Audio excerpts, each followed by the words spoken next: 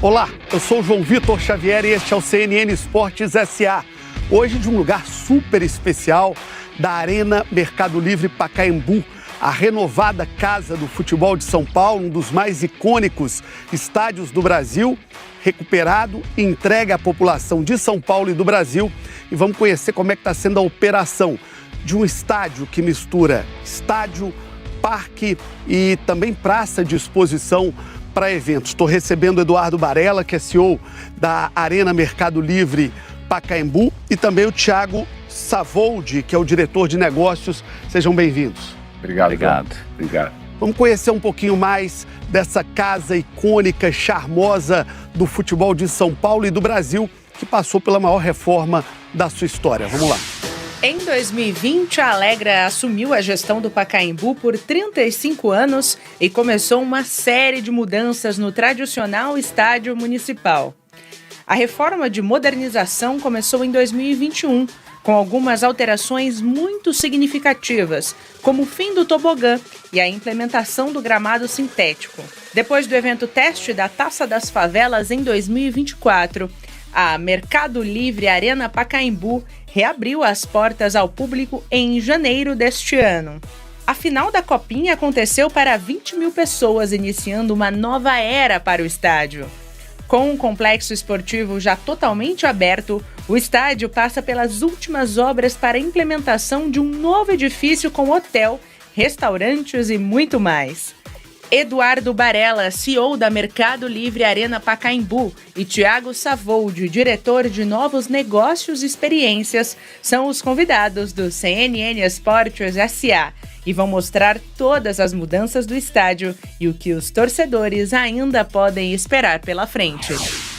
Eduardo, você esteve aqui no programa quando ainda era um projeto e nós prometemos voltar quando o projeto estivesse pronto. Está pronto, está entregue, está já inserido na comunidade paulistana? Legal, João. Bom, promessa é dívida, né? Então, fico feliz de tê-lo aqui.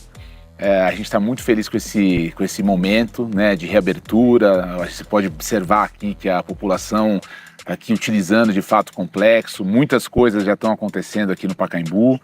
E a gente pode sim considerar que o complexo está totalmente reinaugurado, já tivemos partidas de futebol, show de gramado e o mais importante que é o uso de fato dos equipamentos esportivos por parte da população. Então a gente está muito feliz com esse momento. O que mais me chamou a atenção quando você chega no estádio de futebol é aquele aspecto fechado, né? Fechado, tudo muito protegido. Aqui não, tá aberto, né? O cara chega, entra pelo portão e vem fazer a caminhada aqui.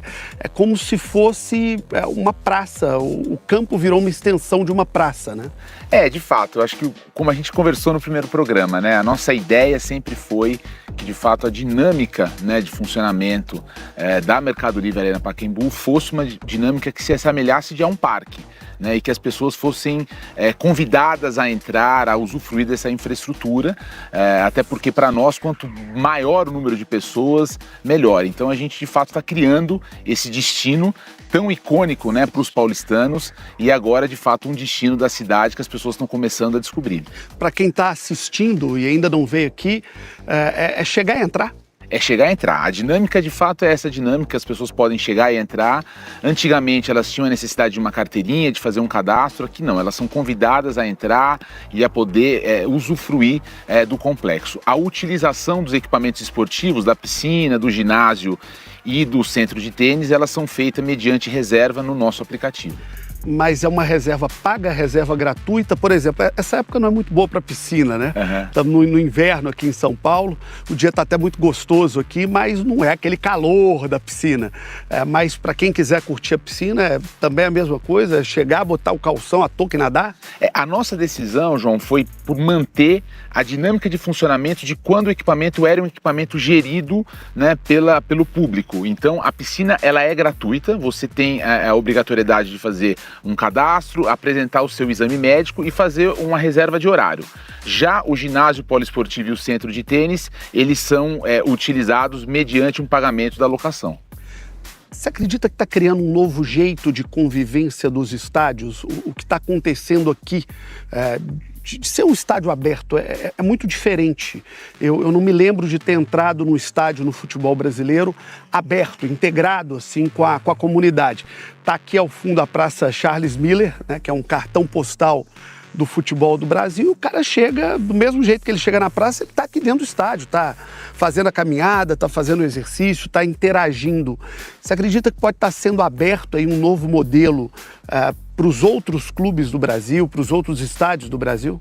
Eu acho que sim, João. Eu acho que, de fato, esse é um modelo pouco visto, não só no Brasil, como eu acho que globalmente, né? A nossa visão sempre foi uma visão de um ativo imobiliário, que por sinal existe um campo, que por sinal é muito importante, que por sinal tem uma grande história e que a gente quer preservar e potencializar essa história, mas essa nossa dinâmica é a dinâmica de fato de um equipamento cujo a presença das pessoas é fundamental. Então, esse foi o nosso pensamento e a gente fica muito feliz de que tão rapidamente isso já esteja se materializando. Ô, Thiago, quando você pensa em outras arenas, você indicaria, por exemplo, para a Neoquímica do Corinthians, para o Allianz do Palmeiras, para a MRV do Atlético, começarem a pensar nessa dinâmica de um estádio de portas abertas? Vale a pena abrir as portas de um estádio de futebol para quem vem de graça aqui?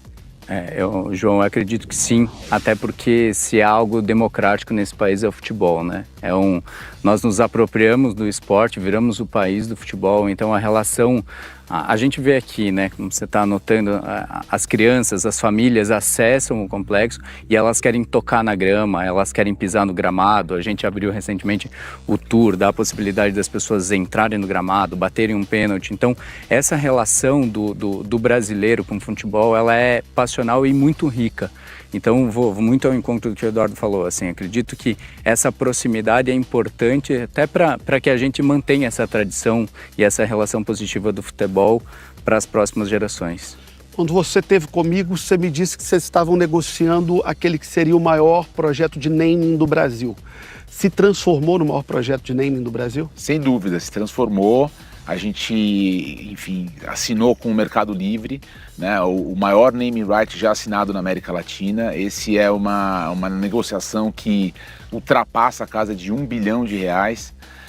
Então a gente ficou muito feliz porque, de fato, o Mercado Livre vai nos ajudar a potencializar a experiência do usuário aqui na agora Mercado Livre Arena Pacaembu. Então foi um movimento, eu acho que muito importante do nosso lado, e também um movimento onde uma marca, né, com a potência do Mercado Livre conseguiu entender de fato esse nosso projeto e essa nossa vocação de um equipamento com uso cotidiano, né, 24 horas por dia. E a gente está falando de um contrato de quanto tempo? Isso é um contrato de 30 anos. Então a gente tem um contrato de 30 anos, uma cifra fechada, você não tem ali bônus e pênaltis no contrato, e a gente está muito feliz com o acerto. Queria que você falasse um pouquinho da estruturação do negócio, até porque estamos falando de um estádio, mas estamos falando de uma concessão, né, de um ativo público.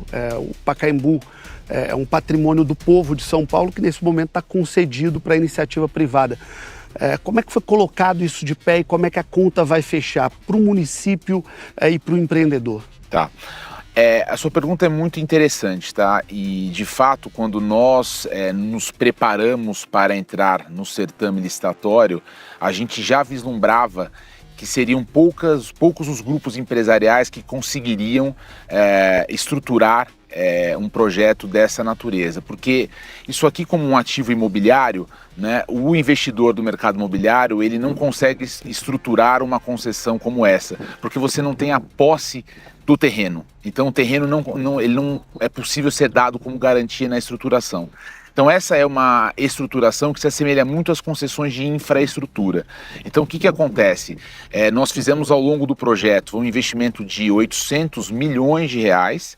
A gente tem uma participação significativa de capital próprio, mas nós fizemos ao longo do projeto 4 operações financeiras de financiamento que foram evoluindo à medida que o projeto foi atingindo os seus marcos. Então nós fizemos uma primeira antes da assinatura, né, do contrato de concessão mesmo. Depois logo um ano depois nós fizemos logo quando nós iniciamos as obras, e depois fizemos outras 2 até a finalização das obras agora. Quando a gente pega a realidade dos números dos estádios construídos no Brasil, quando a gente fala em 800 milhões de reais, a gente fala praticamente ali do preço de uma arena nova. E estamos falando de uma arena que foi reformada, de um estádio que não tem uma capacidade ali de 45, 50 mil torcedores. Por que essa conta? O que puxou para cima o custo da obra e da estrutura aqui? São dois fatores principais, João. O primeiro deles é que, sim, nós estamos num equipamento que é tombado na esfera estadual e na esfera municipal, né? De fato, esse é um grande projeto de restauro. Eu ouso dizer que talvez seja o maior projeto de restauro já feito no Brasil. Então, a gente teve um acompanhamento muito próximo dos órgãos de patrimônio, que foi algo muito positivo, porque eles nos ajudaram nesse processo, mas isso traz, de fato, um sobrecusto e uma complexidade na sua execução. O segundo ponto que eu acho que é importante, e é o que eu fico mais feliz com a sua pergunta, é que, por mais que não pareça, nós adicionamos ao Pacaembu, que tem em todo o seu perímetro 65 mil metros quadrados, nós adicionamos 45 mil metros quadrados de novas áreas. E olha que interessante, você, por exemplo, você não está vendo essas novas áreas agora, né? Ao longo do programa, seguramente nós vamos mostrar essas áreas para todo o telespectador, mas essas áreas elas estão localizadas debaixo das arquibancadas, ela está localizada logo debaixo desse campo. Nós temos um centro de convenção e eventos para 8.500 pessoas, onde nós estamos recebendo inúmeros eventos. Então nós estamos pisando em algo que não existia. Nós estamos pisando num campo que existia e logo onde tinha o tobogã, que foi demolido, debaixo da projeção do tobogã, ao fundo, nós temos um centro de convenção e eventos para 8.500 pessoas. Ele é um espaço de 4.500 metros quadrados de área livre, porém de 8.000 metros quadrados de área total. Ali você tem esse espaço para eventos, você tem área de docas. Nós temos aqui, João, 4 vestiários, o que vai nos permitir a ter rodadas duplas de futebol, por exemplo, feminino e futebol masculino. Então a gente tem ali toda uma infraestrutura de apoio que você não tinha antes no complexo. E é por isso que o investimento é um investimento que se assemelha muito a de um estádio novo. Quando a gente olha o Pacaembu, ele está muito igualzinho ao que era. Está mais bonito porque está mais novo, está mais cuidado, né? Mas a cara foi mantida, né? A estética do estádio foi mantida, as torres que são muito bonitas, né? São cara de São Paulo, tem uma identidade bonita com a cidade, a entrada do lado de fora, aquela curvatura ali da Praça Charles Miller, o modelo das arquibancadas, foi tudo muito, muito mantido. Acho que deve ter sido um desafio arquitetônico muito pesado para conseguir renovar o estádio e deixar o estádio com essa cara clássica que ele tem. Você sabe que esse é o maior elogio que a gente pode receber, de fato. Isso é o que nos enche muito de orgulho, é saber que a gente conseguiu adicionar áreas, melhorar a experiência, mas manter, né, a sua essência. Então, esse é um elogio muito grande e cada detalhe aqui foi muito pensado, né? Você está vendo aqui, por exemplo, as arquibancadas, que elas têm esses tons pastéis, né? Um tonzinho pastel, que até você tinha um lado da arquibancada anterior que ela tinha uma cadeira laranja, que inclusive é a que nós estamos sentando. Essa mesmo. Né? E as pessoas falam, pô, mas eles não trocaram nem os assentos, e não é verdade, né? Esses assentos nós estamos sentados, eles eram na década de 80, né? Eles não eram assentos novos, mas as cores que nós colocamos, que por coincidência se assemelham com esta, elas são cores do projeto original.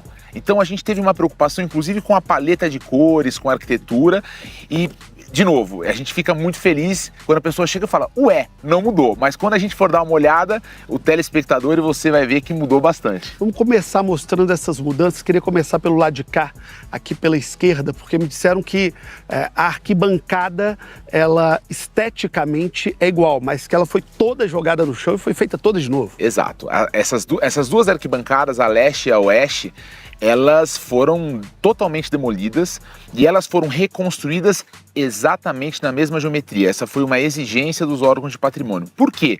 Porque elas eram apoiadas, João, na terra, elas eram apoiadas no talude. Então você não tinha debaixo das arquibancadas um anel de circulação que vai se conectar com o hotel.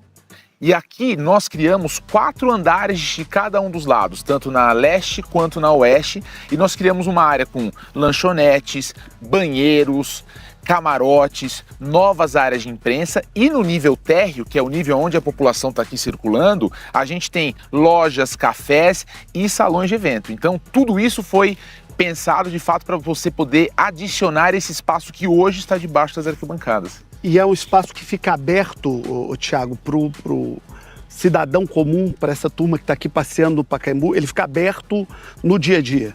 Ele fica aberto, João, no dia a dia, e a escolha por esses parceiros foi pensada justamente nisso, né? Então, ao mesmo tempo que a gente se preocupou em adicionar essas áreas, em criar essas experiências, teve também a preocupação de quem vai frequentar o Pacaembu, esse olhar cuidadoso para as famílias e o que é demanda desse público frequentador. Então, a escolha pelas lojas, pelas lanchonetes, por eventuais espaços esportivos para adicionar o que já existia, como uma academia, tudo isso foi pensado no público. A gente tá desenvolvendo agora o espaço da área Kids, então também pensando nesse bem-estar das famílias que vêm para cá, frequentam, e que mais do que a gente tenha fluxo, que a gente tenha uma permanência interessante aqui, que as pessoas possam vir e passar os seus dias aqui. Então, meticulosamente, as marcas e os parceiros que vieram para cá foram escolhidos para proporcionar a melhor experiência para o usuário. Dá para dizer, então, Thiago, que vocês construíram aqui a lógica do shopping, né? Do mix de lojas, do mix de produtos, daquilo que é a ideia de atender o consumidor. E o consumidor de uma maneira ampla, não o consumidor apenas o torcedor. Perfeito, é exatamente essa a leitura. Por óbvio que a gente tem um grande equipamento poliesportivo e multicultural no centro, e a gente se preocupou com qual o público que viria aqui e qual a demanda desse público, o que eles vêm fazer aqui. Então vêm ter as práticas esportivas, vão ter práticas culturais que serão abertas ao público também durante o dia a dia do complexo. Então esses parceiros que vêm e acoplam nesses espaços novos que foram criados foram justamente pensando em garantir que essa experiência seja a melhor possível. E como é que foram as primeiras experiências aqui com o futebol? Os primeiros jogos, já tivemos aqui grandes equipes, Corinthians já jogou aqui, São Paulo já jogou aqui, a Portuguesa fez uma série de jogos aqui no Paulistão, o Santos já esteve por aqui. Como é que está sendo essa primeira experiência do torcedor de se reencontrar com o Pacaembu? É uma experiência bacana da gente presenciar, né? De fato, os 4 grandes clubes de São Paulo, cada um deles tem uma história, né? Com o estádio. Então o retorno deles foi de fato muito, acho que emocionante. A gente percebia muita nostalgia, muita gente relembrando momentos importantes de cada um dos seus clubes. E acho que um fato muito significativo de ser colocado aqui é que a Portuguesa, que fez 6 jogos conosco no Campeonato Paulista, teve, né, as 2 maiores rendas médias per capita nos jogos com o Corinthians e com o São Paulo, respectivamente, o que demonstra de fato essa curiosidade, né, que o torcedor está com o Pacaembu e que ele pode ser essa segunda casa, não só dos times de São Paulo, mas como eu disse também no primeiro programa que eu tive com você, a segunda casa de outros clubes de fora de São Paulo. E esse é um desafio grande, Thiago, porque São Paulo hoje é uma cidade bem servida de estádios, né? Morumbi, um estádio para 70 mil pessoas, Morumbis, né? Para valorizar quem acreditou na marca. A Neoquímica Arena, baita estádio novo, estádio de Copa do Mundo. O Allianz do Palmeiras, também um estádio muito bem localizado, como é o caso do Pacaembu, e um estádio muito novo. Como conseguir encaixar o Pacaembu nessa dinâmica do futebol, trazer grandes jogos para cá?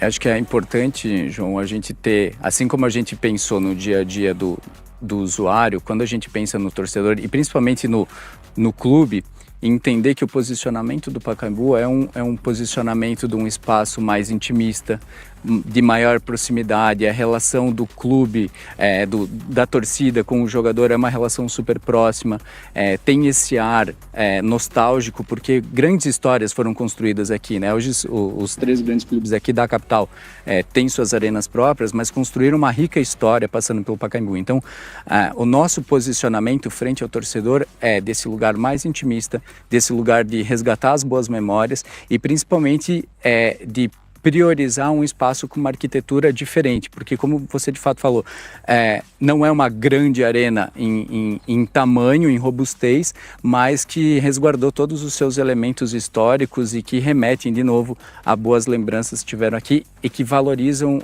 a cidade de São Paulo. e talvez com a localização mais privilegiada de São Paulo, né? Porque é um espetáculo aonde está o Pacaembu, né? Exato. E com a Praça Charles Miller também servindo como um espaço tanto pré quanto pós-jogo, né? Então, assim, a gente tem a capacidade de acomodar e receber o torcedor antes das partidas, ter uma saída de jogo extremamente tranquila, né? Porque a praça acaba servindo como esse espaço para dar mais tranquilidade e mais comodidade também ao torcedor. Vocês optaram pelo gramado sintético, até pela questão dos shows, dos eventos, que serão muito comuns aqui. Como é que tem sido a recepção dos clubes à questão do gramado sintético? Está tendo uma boa aceitação? Tem algum tipo de resistência? Como é que está esse processo? É um processo de aprendizado a todos. No final do dia, temos tido boas relações com os clubes. A gente tem recebido com bastante frequência as equipes técnicas dos clubes aqui. A gente recebeu Corinthians, Santos, São Paulo, para fazer o reconhecimento do gramado, e temos recebido bastante elogios acerca da estruturação, porque o processo do gramado sintético é um processo de evolução. Então, se assemelha ao lançamento de um celular. Cada ano essa tecnologia vem se aprimorando e, por óbvio, quando a gente escolheu o gramado aqui da arena, escolhemos a melhor tecnologia que estava à disposição. Então ele é um gramado macio, que se assemelha muito mais a um gramado natural do que ao sintético tradicional, e quando esses corpos técnicos vêm para cá para avaliar, a receptividade é sempre muito positiva. Então eu acho que a gente tem sim um dever nosso de trazer esses clubes para cá, de realizar os jogos, e até para que essa experiência seja positiva para o jogador também. A qualidade do gramado é uma coisa impressionante, né? O tanto que a grama se assemelha hoje, a grama sintética se assemelha ao gramado natural, né? O tanto que é bom, o tanto que é confortável pisar no gramado sintético. Agora, eu me lembro que o presidente do Santos esteve comigo no CNN Esportes S.A., o Marcelo Teixeira, e ele falava muito no Pacaembu como uma segunda casa do Santos, tanto pela identidade que o Santos tem com um público muito grande na cidade de São Paulo, como também pelo fato do Santos estar planejando aí uma reconstrução da Vila Belmiro. Como é que está esse papo aí com o Santos para esse namoro Santos-Pacaembu?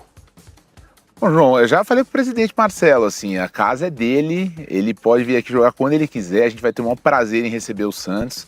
A gente, de fato, tem essa conversa, essa é uma conversa desejada, né, por ambas as partes, e eu acho que falta um detalhe só para a gente, de fato, ter uma agenda um pouco mais perene aqui. Então, a gente sabe que o clube de futebol, ele é muito sensível ao momento, né? Então, tem essa sensibilidade. Por nós não sermos a casa principal, nesse caso do Santos, isso acaba afetando um pouco. Mas, de fato, a gente tem não só o desejo, como uma carta de intenção firmada.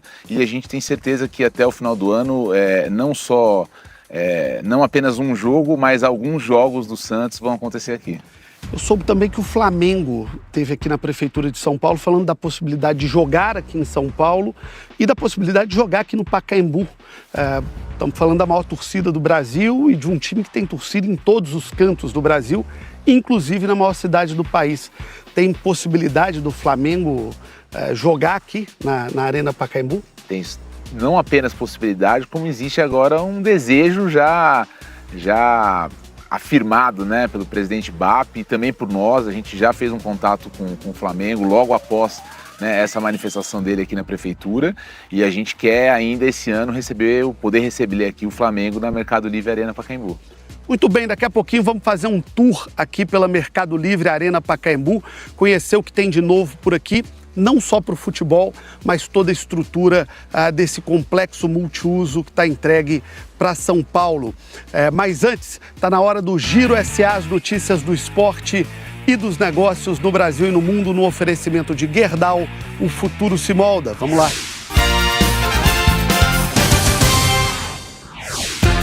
Oi, João, tudo bem? Vamos começar o giro falando de uma novidade no Corinthians, porque a Gatorade é a nova patrocinadora do time. A marca assumiu o posto de isotônico do clube, abastecendo todas as áreas com seus produtos. Além disso, a Gatorade vai estampar o uniforme do time feminino. A camisa das Brabas vai levar a logo da marca na parte da frente, como a gente já pode ver aqui, ó, na foto da Tamires. E a NFL oficializou a compra de 10% da ESPN nos Estados Unidos. Por outro lado, o canal de TV assume o controle da NFL Network e outros ativos da liga, como o canal Red Zone e o jogo da NFL Fantasy. A intenção é aumentar o alcance desses ativos, ampliando o público. E agora um momento fofura aqui no Giro, porque a ASICS nomeou 5 cachorros como embaixadores da marca aqui no Brasil. A iniciativa global, lançada em maio, se baseia em uma pesquisa que mostra a influência dos cães na motivação para a atividade física dos seus tutores. João, eu fico por aqui, mas eu sei que tem muito mais com você no CNN Esportes SA. Até o próximo programa. Muito bem, daqui a pouquinho eu volto da Arena Mercado Livre Pacaembu.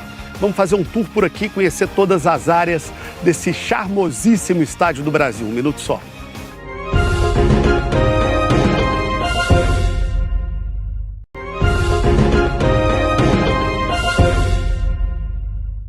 Estou aqui com o Eduardo Barella, que é o CEO da Arena Mercado Livre Pacaembu, e também com o Thiago Savoldi, que é o diretor de negócios. Queria apresentar um pouquinho mais do estádio para quem está em casa nos acompanhando. Já falamos do campo, do gramado, da renovação que foi feita nas 2 arquibancadas. O torcedor era muito acostumado com essa imagem aqui, que era a imagem do tobogã, né, que era uma arquibancada que foi construída depois na ampliação do estádio, que foi jogada no chão.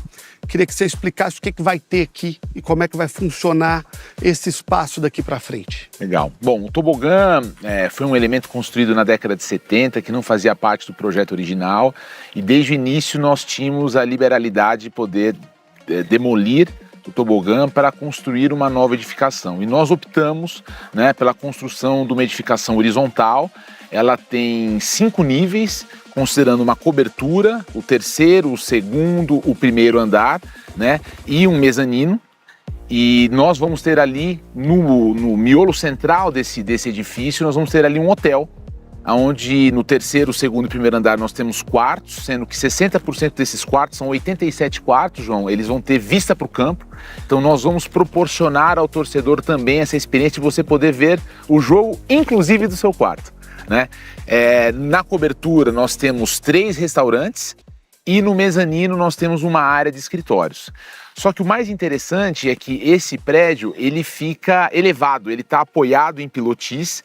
Então, na parte térrea, você tem a conexão com a parte de trás do Pacaembu, que é a parte onde nós temos o clube poliesportivo, né? E temos, então, essa reconexão, né, que já existia no projeto original. Nós vamos reconectar o clube com o campo, que foi algo que, com a construção do tobogã na década de 70, se perdeu. Então, o Pacaembu ele ficou muito dividido entre clube e campo, e agora nós estamos de novo integrando essas 2 áreas. A ideia inicial é que fosse um hotel com o grupo Universal. Deu certo? Vingou esse projeto? Sim. O nosso operador do hotel é o grupo Universal Music, que é o maior grupo de entretenimento à base de música do mundo, um grupo enorme, né? E um grupo que há 3 anos atrás ele verticalizou a sua operação. Então, além da relação que eles têm com grandes artistas como Justin Bieber e U2, quando você está escutando ali no seu aplicativo de música, você tem ali uma monetização em cima disso. Eles também hoje verticalizaram na cadeia, então hoje eles têm rede de hotéis. O primeiro hotel foi inaugurado em Madrid, o segundo vai ser aqui no Brasil, e eles estão com outros 8 projetos acontecendo no mundo. Então eles vão ser esse operador, e eles vão trazer essa experiência da música também aqui para Mercado Livre Arena Pacaembu. E qual o prazo para a entrega do hotel? O hotel vai ficar pronto até a metade do ano que vem, né? Quando você observa que já a estrutura, né, que a gente chama de core and shell, ela já está praticamente pronta, e agora em agosto nós vamos começar a entrar com o recheio, ou seja, com toda a parte de marcenaria, de acabamentos desse hotel, para ser inaugurado então no final do primeiro semestre de 2026. Agora, vocês já começaram, Thiago, a receber alguns eventos por aqui. Um deles foi do Instituto Neymar, nessa área que talvez seja a maior novidade do Pacaembu, que é uma área gigantesca para 8.000 pessoas. Queria que você contasse um pouquinho desse espaço, como é que ele já está sendo utilizado e como ele será utilizado daqui para frente. João, esse é um espaço muito legal e extremamente dinâmico do ponto de vista de realização de eventos. De fato, né, a gente recebeu o leilão beneficente do Instituto Neymar Júnior recentemente, mas esse é um espaço com 4.500 metros quadrados de vão livre, ou seja, totalmente modular, além de mais 4.000 metros de área, que são áreas de suporte, com cozinhas industriais, com área de staff para backstage, banheiros para atender as 8.500 pessoas, que é a capacidade do espaço. Então, além de eventos tradicionais, com um palco que fica montado para show, para evento corporativo, nós temos uma feira de arte, que é a ARPA, que acontece todo mês de maio, que contou com galeristas internacionais, aconteceu nesse espaço, junto ao ginásio poliesportivo também, além de ter recebido, de fato, eventos corporativos e já shows de música, de fato, aberto à população dentro do espaço. Então, de fato, a questão dele ser aberto, com pé direito de 14 metros, ele proporciona com que você crie seu evento, modularize seu evento e leve lá para dentro. Um outro evento super legal que aconteceu lá foi o evento de jiu-jitsu. A gente tem o BJJ Stars, que também é um projeto em parceria com a concessionária, onde a gente criou um tatame lá embaixo, construiu as estruturas de arquibancada e o público estava dentro do espaço e embaixo do que era o tobogã antes e com essa experiência de a cada semana a gente vê o Mercado Pago Hall de uma maneira e numa configuração diferente. Eduardo, dá para dizer que foi esse espaço o ponto propulsor para tudo isso que aconteceu? A possibilidade de construir essa área, a possibilidade de criar um centro de convenções aqui numa área extremamente nobre de São Paulo, que fez virar a conta para essa concessão? O Mercado Pago Hall, né, o nosso centro de convenção e eventos, ele é o nosso maior polo de gerador de receita no complexo. Eu acho que a decisão, né, pela sua construção foi feita até mesmo antes do certame licitatório, ela fez parte do desenho do nosso modelo de negócios e ela é fruto de toda a análise, né, com os consultores que nos ajudaram a pensar o projeto. Então ficou bastante claro naquele momento que de fato São Paulo é carente de um local de eventos com essas características e com os predicados de ter uma localização excepcional como nós temos aqui na Mercado Livre Arena Pacaembu. Então você tem razão, ele foi o propulsor que nos possibilitou apresentar um ágio de 200% da outorga, inicialmente planejada pelo município, e a gente está assim, muito, muito feliz com a recepção, porque hoje a gente tem problemas de agenda, porque a gente já não tem muita disponibilidade de agenda, por exemplo, para esse ano, e temos eventos que já estão sendo firmados com contratos longevos, com contratos de 3, 5 anos, para que de fato o Mercado Pago Hall, que é o nosso centro de convenção e eventos, passe a ser a casa destes eventos. Agora, você estava falando sobre o hotel, eu percebo que tem uma área aqui na frente do hotel, uma pequena arquibancada ali. Me disseram que ali vai ser uma espécie de camarote VIP. Como é que vai funcionar essa parte da frente? A gente brinca carinhosamente, né, que essa arquibancada sul, o nosso apelido interno dela é o Toboguinho. A gente brinca que ela é o Toboguinho. E ele é um espaço voltado para a hospitalidade. Uma outra coisa do nosso projeto, João, é que a gente conseguiu também, até pela nossa capacidade, né, para eventos de campo ser um pouco menor do que os nossos concorrentes, a gente conseguiu criar muitos espaços de hospitalidade, o que faz com que a Mercado Livre Arena Pacaembu seja extremamente democrática. A gente possa praticar ingressos, né, com valores menores, com valores mais populares, mas que a gente consiga elevar o ticket médio nas áreas de hospitalidade, podendo então ter uma oferta para dois públicos. Então ali o Toboguinho, a arquibancada sul, ela vai ser uma área de hospitalidade para eventos de campo. O Thiago, estádio de futebol hoje não vive sem show, sem evento. E a disputa aqui em São Paulo é pesada. Eu tive recentemente com o diretor de marketing do São Paulo, que falava de uma renovação até 2030 com um grupo internacional para shows. O estádio do Palmeiras, o Allianz, é uma grande casa de shows em São Paulo. Como é que vocês estão se colocando nesse mercado e como é que foram as primeiras experiências aqui? De fato, a gente teve até então 4 experiências e grandes shows de gramado, né? A gente recebeu, e inclusive de maneira muito democrática, né? Do sertanejo tradicional até a música eletrônica. Quem já veio aqui?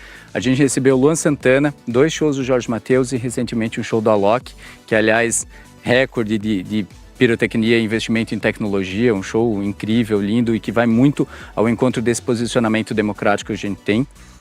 Tivemos o prazer de anunciar recentemente 2 espetáculos do Andrea Bocelli. Vamos recebê-lo aqui, até porque no passado o Pacaembu recebeu o Pavarotti, então foi um pedido particular do próprio André. A gente teve uma relação muito próxima com ele. Ele falou, não, quero estar no mesmo palco que Pavarotti já cantou. Então, nós temos nos colocado, assim como no futebol, em ser um palco intimista, de uma localização geográfica muito boa, com capacidade, de novo, de receber um pré-show na Praça Charles Miller, de abrir as nossas portas para esses promotores de evento, para esses produtores, para que a gente crie experiências diferentes. Temos esses espaços de hospitalidade para que a gente possa assistir um show de uma maneira diferente. Claro, tem a pista aqui, o campo vira uma grande pista para quem quer curtir essa experiência, mas também temos áreas de hospitalidade e de um posicionamento muito interessante. E aí a gente está falando de um palco ali, onde era o tobogão, ou no palco do lado oposto, para que o cara que está no hotel possa assistir do lado de cá? Como é que vai funcionar? O palco é aqui. Aqui? Aqui. O palco, ele fica montado, né, aqui na arquibancada leste, justamente para que você tenha os 25 camarotes que estão no lado oeste, você possa ter uma visão privilegiada, e para que no futuro, a partir do ano que vem, os hóspedes do hotel também possam ter essa vista. Além disso, o hotel do restaurante também, né? O cara vai poder assistir o show. É uma grande área de hospitalidade. E isso também, além de fato dessa visão privilegiada, de você poder ter diversas áreas onde você consegue subir bastante o ticket médio, o posicionamento também do palco do lado leste, ele é o melhor posicionamento do ponto de vista acústico. Isso é muito importante ser dito para todos, porque nós fizemos vários testes posicionando o palco em diferentes locais dentro do gramado, e o melhor conforto para a população é de fato colocá-lo aqui, e isso na verdade também é muito importante por todas as outras coisas que eu coloquei com relação à visão dos espectadores, né? Queria mostrar o lado de lá, porque falamos do estádio e do hotel, mas atrás do estádio e do hotel continua, né? Vai ter hospital, tem a área ali de piscina, de quadra de tênis. Conta um pouquinho pra gente o que a gente tem do lado de lá para que a gente possa mostrar aqui enquanto você fala. Bom, a gente tem essa nova edificação construída no local onde era o tobogã, ela é uma edificação que ela tem 3 módulos. Nós temos o módulo leste, o módulo central e o módulo oeste. O leste, ele tem o Centro de Reabilitação Esportiva do Einstein. Que é aqui, né? Exatamente aqui. A nossa esquerda aqui. Exato, a nossa esquerda. Então, ele não é na prática um hospital, ele é um local de reabilitação, onde se assemelha muito mais à fisioterapia, mas onde o Einstein, que é uma referência, né, na parte de medicina na América Latina, vai trazer também toda a parte de testes de performance, análise de desempenho, ajudando a gente nesse ecossistema, né? Então, todo o bloco leste fica com o Einstein, e o bloco oeste, nós temos a área de apoio do hotel. Na verdade, nós temos o spa do hotel, nós temos a recepção do hotel, e no primeiro andar e no nível térreo nós temos áreas de escritórios que também já estão locadas. E a parte do fundo é a parte do antigo clube, né? Isso, e ao fundo nós temos o clube, uma grande praça interna, né, que vocês, enfim, vão ver, e ali a gente tem um ginásio poliesportivo que foi também inteiramente remodelado. Não só o piso, como também as arquibancadas e também toda a sua estrutura para um melhor conforto acústico. A gente tem uma piscina olímpica e nós temos um centro de tênis com 2 quadras. Uma quadra de saibro coberta e uma quadra de piso rápido descoberta, que também existe a possibilidade para execução de jogos e também para eventos. Elas foram pensadas para que ela pudesse ter de fato esse uso múltiplo aqui dentro do complexo. Chamou muita atenção esse modelo de integração aqui. Enquanto a gente está aqui conversando no meio do gramado, tem menino para todo lado, correndo, brincando, pulando, gente correndo, fazendo exercício. Que horas começa a vida aqui? Que horas acaba a vida aqui? A vida aqui começa às 6 horas da manhã. A gente abre os portões às 6 horas da manhã, todos os dias, de segunda a segunda, e o complexo fica aberto até às 22 horas. Tá, então essa é a dinâmica, e em dias de evento, por óbvio, essa dinâmica se alonga, em dias de montagem de evento essa dinâmica se alonga, então o time de operação aqui ele é bastante robusto e tem trabalhado bastante. Ô Thiago, você falou do Bocelli, o que mais que a gente vai ter por aqui? A gente tem uma agenda de novembro para frente que é bastante robusta no ponto de vista de shows abertos ao público.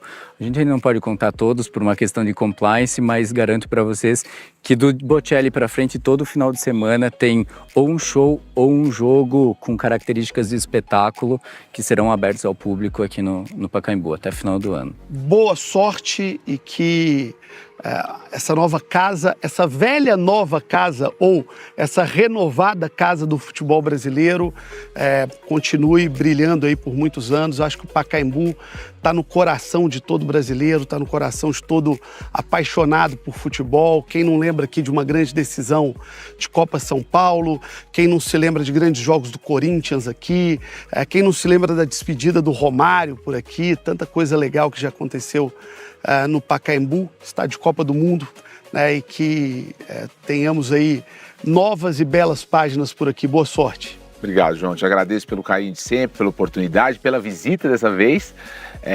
Espero que vocês gostem e você sabe que a casa é sua. Quando quiser, volte sempre. Agora eu vou bater um pênalti ali. Bora lá que eu vou no gol. Bora que eu vou no gol. Obrigado pela sua audiência. O CNN Esportes S.A. teve oferecimento de Gerdau. O futuro se molda. No próximo final de semana, mais um convidado especial para falar do mundo dos esportes e do mundo dos negócios. Um abraço e até lá.